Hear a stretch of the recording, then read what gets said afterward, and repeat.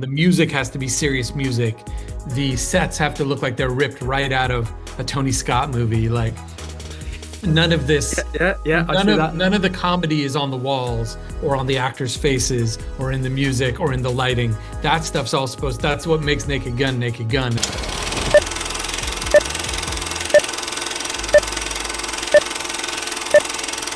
Hello, Akiva Schaffer. How are you? Hi, I'm fine. I'm in Los Angeles. I'm in the West Midlands in my room, which I've tidied up especially for you, as you can Yeah, you got see. a sweet Kermit there, and I Yes, can I've see that garroted you're Kermit the Frog for the possibly occasion. hoarding a It- lot of magazines. it's a lot of very old film magazines. That's very Very cool. old film magazines. I have to ask, what have you got about against Ponzi schemes? I What do don't I want to have give against away the them? I don't want I don't want to give away the jokes in your films, but I mean that was the one that had me absolutely roaring to myself. They're going to come for you. You know this. Do you? I don't want to give it away either, but I want to ask you a follow-up. No, I don't. I guess I can't. But do you Uh, know? Nah, it'll ruin it every way I can yes, say I this. saw I saw where you were going with it. I'm not going for Okay. the spoiler. I've decided though you put more detail into your film than Francis Ford Coppola because I everyone must point this out to you because on the same day I watched Naked Gun, I watched The Godfather Part 3. And it's quite interesting how you both approach newspapers because I'm a boring nerd. And if there's a newspaper on a screen, I'm going to read the article. I'm going to have a look. And you really went for it. You went with your vague headline to describe incident. You're the Bit. first person. Well, because you're the only one who's able to pause it, I guess, because they I must have didn't sent pause it. No. I saw it straight away when I so watched it on a you're in massive. that super fast shot. You were able to Yeah, I just slow down and see it. I just zero in. On the same Wow, day, I watched The that's Godfather amazing. 3, and there's a Mhm. newspaper headline of that at the Financial Times where Michael Corleone's doing some proposal, and they've just used the text in the newspaper of the Iraq war kicking off, and they've not bothered to update it. And Oh you put in the extra no, detail. yes, So I know. there is a question to it because your commitment to if you're going to do a film like this, your commitment to detail presumably has to be really, really rich, going well beyond just well beyond the screenplay itself. Can you talk to me about that enormous list of people on the end credits and how they collaborate with you? Yeah, well, first off, the dream of when you are doing all those details is that somebody like yourself bothers to notice If them. you want boring, nerdy people, just send it all to me. I'll do it. Because I mean, I've put details in things where I never hear back about it, and I go, "Did anyone notice? I wonder if anyone ever noticed," you know? And Yeah, so that's awesome. The list in these credits is, well, first of all, it's a very long credits for one reason, which is that we shot the main movie in Atlanta and there's a first unit and then a second unit. So all of a sudden you yeah, have two whole crews. But then because it's an LA movie, we also shot in LA to shoot some stuff here outside. yeah, And that's a whole new crew and then a whole new second unit. So you essentially have four movie credits in a row. So that's why there's so many people in that end credits. But it also gave me a lot of space to do like that song that I don't want to spoil that's during I'm the not end spoiling that. credits and some visuals that were nice, paying homage to the old one and blah blah. It gave me a lot of real estate to add more jokes and stuff like that. So I didn't mind the extra long credits. But yeah, I mean it's kind of a speech I would give in the beginning to production design, being like, here's the thing, it has to all look. First off, the speech is like, this is not a comedy from your guys' perspective. Yeah. From the music has to be serious music. The sets have to look like they're ripped right out of a Tony Scott movie. Like none of Yeah, this, yeah, I see that. none of the comedy is on the walls or on the actors' faces or in the music or in the lighting. That stuff's all supposed. That's what makes Naked Gun, and not a different kind of cop movie or cop comedy. That being said, sometimes something is wrong and there is a joke in the background or a joke in the set. But the reason that joke hopefully will play as funny is because everything feels so real and like you've seen it a thousand times before. Like the police squad building, the Yes. interior of should feel like, the one from Beverly Hills Cop 2, to say the Tony Scott one, but also from Seven and Yeah. from Point Break from the FBI. It should just have this feeling like yes, I've seen this a thousand times and this looks just like it. But if I'm like 344th person down on your credits list, for instance, and I come up with a really good joke and I get that to you, is that like music to your ears? You know? I have one really good example, but it's from the production designer, so it's not that far down the list. There's a scene that's in the trailer, so I don't mind ruining it, where Frank gets gifted an electric car and he's checking it Yes. out for the first time. And when he makes the car drive forward, he hasn't unplugged it, so it's ripping all the Yep. Yep. electric chargers out of the ground. And then eventually those high power wattage cables, the voltage cables, go up to the wall and rip the transformer off the wall and rip part of the wall. And the original way that me and Dan Greger and Doug Mann, the two guys I wrote the movie with, Dream. uh, the original way we wrote it was all that same stuff. But when it ripped the wall down, it was the police squad gym and pool was what the wall said. And so on the other side was a pool. So it was supposed to Yeah. be like you'd have to get one of those 10,000 gallon tanks. And it was supposed to be this, like when you break a fish tank in a movie and all the, like in the first Mission Impossible, when he puts, Yep. Yep. fish Yep. tank comes spilling out and all the fishies are flopping. We wanted it to be like that, but giant with a bunch of, police officers in Speedos flopping around on the ground, spilling out. And I do think that would have been funny, but as we were trying to figure out how to accomplish it, because we wanted to do that scene practically as well, like Yeah. meaning not using any visual effects, meaning do it for reals like they would have in the 90s. And so we did ultimately, that scene in the movie has no visual effects. It is just 100% real. And the water was going to be a problem. The reset on that, if you You're can't suddenly have making stunt guys Titanic, aren't you? you can't have stub guys like submerged in water waiting in a tank, not breathing, then getting flopped out. So they were gonna have to be wet next to the water, and then the water was gonna dump and they were gonna jump into the water. And then what if you need to do it again? You have to dry everything and refill. And how do you refill a tank that size in a speedy manner? Plus you have to rebuild the wall. And I mean, it was just so much stuff. And we had figured out a lot of it. Like that's a parking garage, and Yeah. where the hole is in real life a giant hole where you drive your car in. So they just completed the wall, and it had the space behind it because it's a parking garage. Blah blah blah. Anyways, long story short, Bill Bretsky, the uh, production designer, was like, "What if it was the prison instead, and a bunch of criminals ran out?"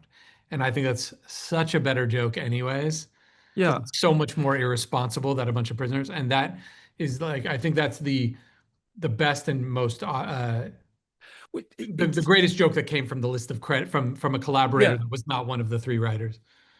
I'd be fascinated to see you make an Aardman movie. That would be quite interesting. Just Make a like which kind of movie? an Aardman movie where you've got 5 years to put every last detail into the background of it. Oh, I think that would yes. be that would be. Can I ask just about that trailer? 5 minutes before that trailer's released to the world, where's your headspace? Because the first moment where we're all going to see, and you're remaking The something. first Yeah, yeah, teaser trailer yeah. that it well, I was really happy with that teaser because it kind of answered all the big questions in a minute, right? Or 90 the seconds. the big question, particularly. And Yeah, those are the questions like, when they came to me, Paramount and the Fuzzy Door people, like the Seth MacFarlane camp, yeah, and said, "Hey, would you be interested in taking on a new Naked Gun?" And my first instinct was like, "Of course not, because it's a perfect movie, and you can't ever be better than it." Like the rule is you're supposed to like take something like 21 Jump Street, which was a TV yeah, show that was cheesy and yeah. dramatic, and make the Steven comedy version Steven of that. Soderbergh always said remake bad films, didn't he? That was like, yeah. That's what I didn't realize he said Then he that. then he did Solaris. You know, it's just, But he's didn't. dead right. And why Yeah, would you try to do that to Naked Gun, which is a perfect movie and yeah, also like impossible to recreate? And Leslie Nielsen is a unicorn that you'll if you chase him, you'll never get anywhere yeah, close. And the second part of their thing was Liam Neeson's interested. And that was where I was like, uh-huh.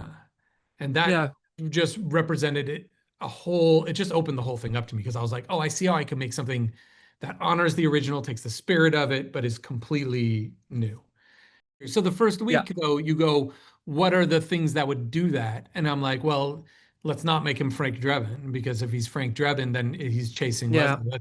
let's make it that he's his son so that it separates it, so that Liam can be Liam, and we can Yeah, just play with how he does stuff, and we can pay respect to Leslie and to the old movies.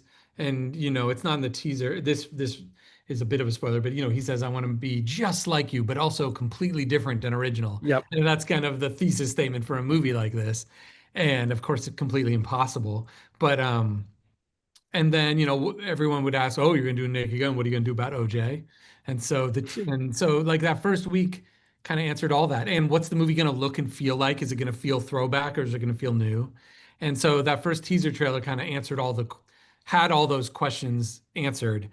So to answer your question about what it was like, it was scary, but then the fact that everyone kind of it felt like the audience picked up on every one of those yeah. things and said and understood the take and the assignment. So I was very relieved, I would say.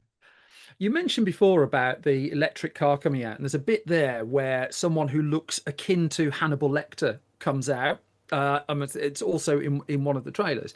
Yeah. It's the only time that I can remember in the film, thinking about it, where you lean into directly referencing another film. And there may be other tiny bits in there, but the way that spoofs went for a long time was it was, I mean, something like Fatal Instinct. I love Carl Reiner, but Fatal Instinct was it's enough to recreate a scene from a movie, and it's just like, oh look, that's the same. What rules were you putting when you were actually writing it? I What mean, weren't you allowing you to do? well, similar to the first Naked Gun, part of what, Yeah, obviously we were watching it over and over, trying to kind of unravel the magic trick of it and, yeah, and figure out why it was working. And part of what I was really impressed with coming back to it as an adult and somebody who's in the business now was the discipline of staying in the genre. yeah, That as much as I enjoy the Saturday Night Fever scene in Airplane, yeah, that's a different movie and it's really funny. But you're stuck in an airplane, and then that gives you this nice breath of fresh air because you don't want to be stuck in that airplane. And part of what impressed me about Naked Gun, the original one, I yeah. say that because the third one does go into the Untouchables Yes, and Thelma and Louise and Escape from Alcatraz and all kinds of shit. The first one doesn't do that ever. Like it's referencing other films, but in a much more overall genre way, right? It has a yeah, line from Double Indemnity. It has a scene from Telephone, the Charles Bronson movie. yep, It evoking Day of the Jackal in some general sense. It's, you know what I mean? It has a few lines of dialogue that are directly like Dirty Harry dialogue. But it is not ever going into, and it veers during the love montage, it veers into just like general 80s montage spoof, but it yeah, is not doing one to one where like suddenly they're in yeah. I get uh it. another movie ever. It is a detective story through and through and stays in it. And so right away we were like, that's ours too. We're not going to all of a sudden be in a scene from the Barbie movie or something for no reason. So that was a rule that we self-imposed in that way. On top of your head, Akiva Schaffer, I have noticed you've got a Naked Gun 2.5 hat on. I do. And Yes. there's a reference in that film, and it goes to the same question, really, because one of the things watching your movie, there isn't anything, I mean, outside possibly one thing that would date it to a certain time specifically, a reference to a certain time. And I remember watching Naked Gun 2.5, and there's a picture of Michael Dukakis on the wall. And Yep. no one in the UK, even at the time, had any idea what it was.